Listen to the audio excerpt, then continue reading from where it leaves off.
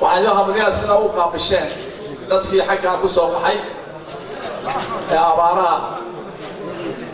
كسو قولي هذا نوحا مقطع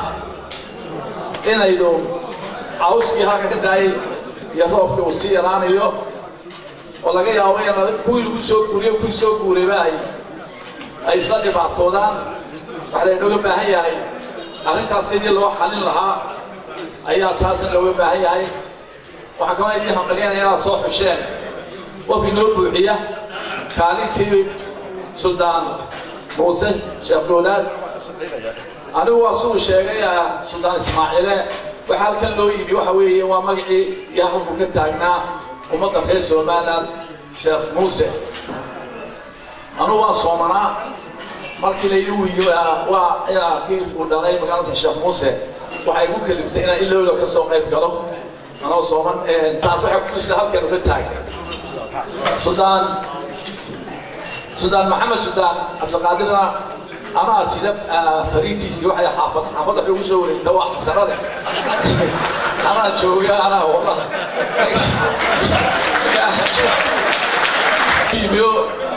شلي توحش أبقي محقق تيلاني وحبسني ويمن كروايه نك غير بود وين اسمه أنا سارقنا أنا باشي سيدا ولا اسمه أنت واحد على هو على رتب تامي سلطان أحمد لكن واحد يقصو بحد السيارة أنا أقول فلانه لكن لقى الشيكين يتعرف ده سلطان ما كيو سلطان نقول في مسكس كباهات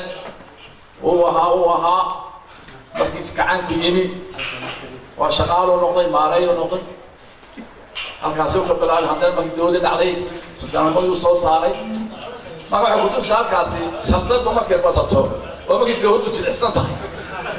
markaan dawlad badan dhisana insha Allah dawladdu inuu adkaato ilaa ixtiraamo qaar badan maaray ama noqon doona insha Allah taala kuwii horuba soo haray doona insha Allah taala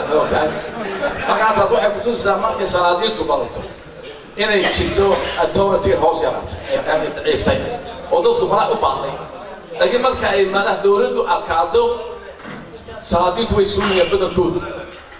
مكا تاسايا صوب حدي سودان صادق ترى